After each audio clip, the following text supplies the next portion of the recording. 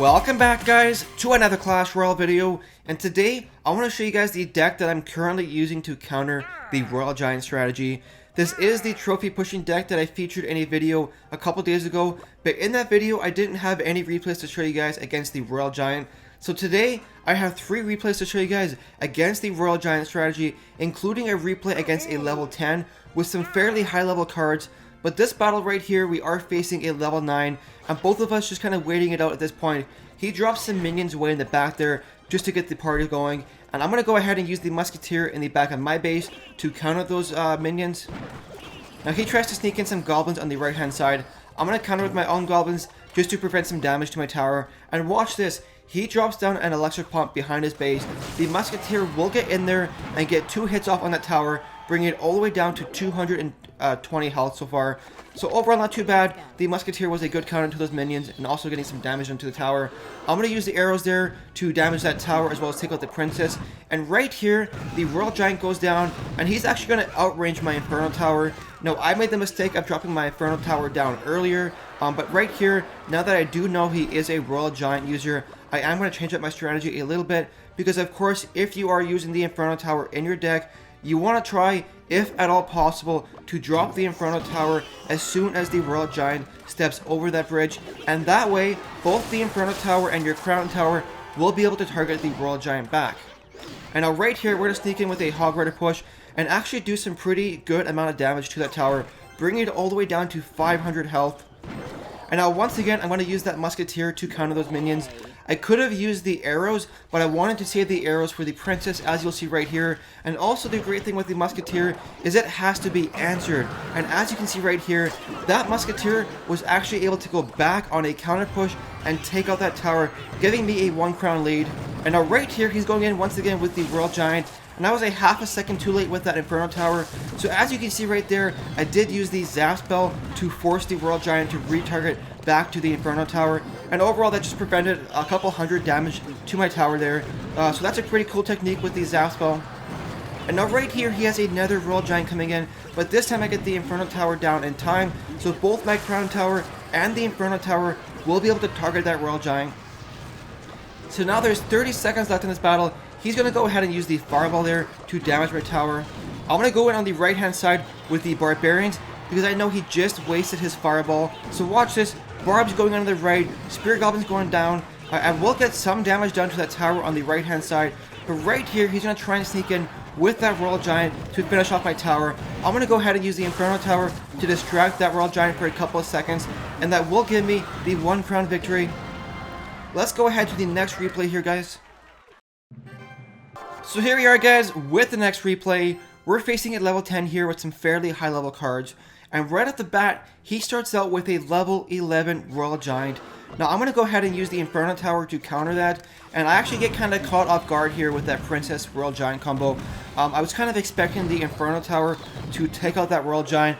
But of course, because of the huge level difference there, my Inferno Tower only being level 5 and the Royal Giant being level 11, he was able to kill my Inferno Tower and then go on and damage my Crown Tower. So right after this battle, I went ahead and upgraded my Inferno Tower to level 6 just to help out a little bit against stuff like that. Now I'm going to try and sneak in on the right hand side with a Hog Rider push, but it doesn't really work out because he does have a good counter in his hand right here with the cannon and the skeleton army. But overall it was a pretty even elixir trade, as you'll see. But now that I know he has fairly high level troops and he also is using a Royal Giant strategy, I'm going to change up my strategy a little bit and play a little bit more conservatively throughout this battle than I normally would. So he's going to come in here with that mini P.E.K.K.A. Going to go ahead and use the Barbarians to counter that, and then drop down the Inferno Tower just at the proper time. And the Barbarians with the Inferno Tower will be able to take out the Royal Giant before it targets my Crown Tower.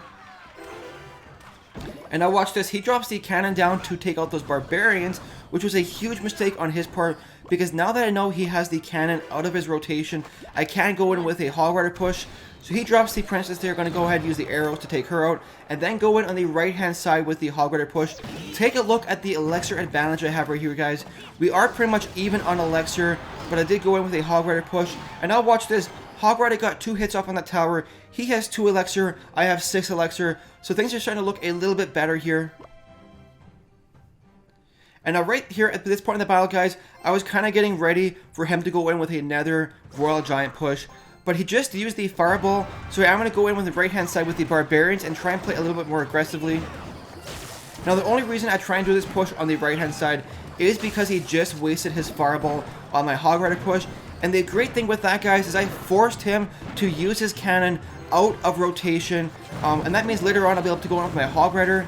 And now right here, unfortunately, I was a half a second too late with the Inferno Tower drop, but I actually used the Barbarians there to push the Royal Giant back a little bit and force the Royal Giant to retarget back to my Inferno Tower. And then right here, because he did use his cannon out of rotation, I will be able to sneak in the Hog Rider there and go in on the right-hand side and damage that Crown Tower a little bit. And now right here, you can see I am hovering over my Inferno Tower, getting ready for his next Royal Giant push. He is playing a little bit predictably with the Royal Giant, and so that's why I am able to predict with that Inferno Tower. Now, unfortunately, I was a half a second too late with the Inferno Tower drop, but I was able to use the Barbarians to push that Royal Giant back a little bit and force it to retarget back to my Inferno Tower. And watch this next little exchange right here, guys. Hog Rider's going to go in, but of course the Zap Spell does not kill those level 11 Goblins, and as a result I won't actually kill that tower. Now if we were equal level in this battle, I would be able to arrows that tower down for the win, but right here I will sneak in the Hog Rider with the arrows and the Zap Spell and take out that tower for a 1 crown victory. Let's go ahead to the last replay here, guys.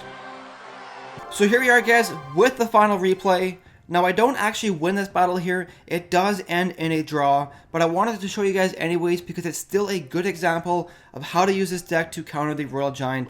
I just make a couple of stupid mistakes throughout this battle, especially near the end of the battle that ended up costing me the victory. So right here, he drops a cannon in the middle of his base.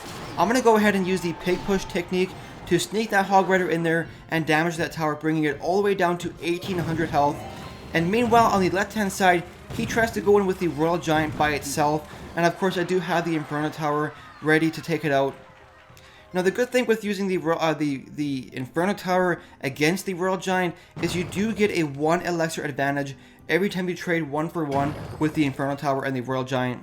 Now my opponent here is using the elixir pump, which means later on in the battle he will have an elixir advantage if I don't punish him for placing down that elixir pump. So right here, I'm going to sneak in on the right-hand side with the Musketeer. She's going to start making her way up to that bridge there. He drops some minions and some goblins to defend against that. So meanwhile, on the left-hand side, I'm going to try and go in with the Hog Rider Goblin push. He drops a cannon, but it's a little bit too late, and as a result, my Hog Rider will go onto that tower and do some pretty good damage to that tower, bringing it all the way down to 1700 health. Now watch right here, guys. He's got some Barbarians marching back at my tower here with a Royal Giant behind it. Now unfortunately I dropped my Inferno Tower just a half a second too late, and as a result I kind of panicked and dropped that Zap Spell, but it wasn't really necessary, to be honest, and as a result I just kind of wasted 2 elixir right there. Now the big thing about wasting that Zap Spell means I won't have it available when I go in for a Hog Rider push, and that kind of sucks, because having the Zap Spell available for a Hog Rider push is pretty important to getting more damage done to the tower. So right here I'm at 10 elixir. I'm going to try and go in on the right hand side with a Hog Rider Goblin push, but this time he does actually have the cannon and he drops it down in time to distract my Hog Rider, and as a result I won't do any damage to that tower there. And I'm actually going to do a split push technique with the Barbarians here, but watch what he does. He drops the Royal Giant with some Barbarians behind it, which is a huge mistake on his part, and as a result my Inferno Tower will lock onto that Royal Giant, taking it out pretty quickly. And now right there, guys, because I used the split push technique with the Barbarians, he was forced to use the cannon to defend against the Barbarians on the right hand side, and as a result I will be able to sneak in the Hog Rider on the left hand side, doing some pretty good damage to that tower. And watch this, guys, the Musketeer will bring it all the way down to 170 health. There's only 15 seconds left until overtime, and then we have a whole minute of overtime. So you're probably thinking to yourselves right here, how do I not win this battle given that his tower only has 172 health? Like I said earlier in the replay, I do make a couple big mistakes in this battle that did cost me the victory. So right here he drops the cannon, but unfortunately the cannon is a little bit too far on the left hand side to use that pig push technique. So I'm actually going to split up the Barbarians here. I have the Musketeer going in on the left here, And I'm going to try and sneak it on the right hand side with that Hog Rider using a pig push technique, but I actually screwed it up big time. I didn't do it properly, and as a result the Hog Rider was distracted by that cannon, so that's another big mistake right here.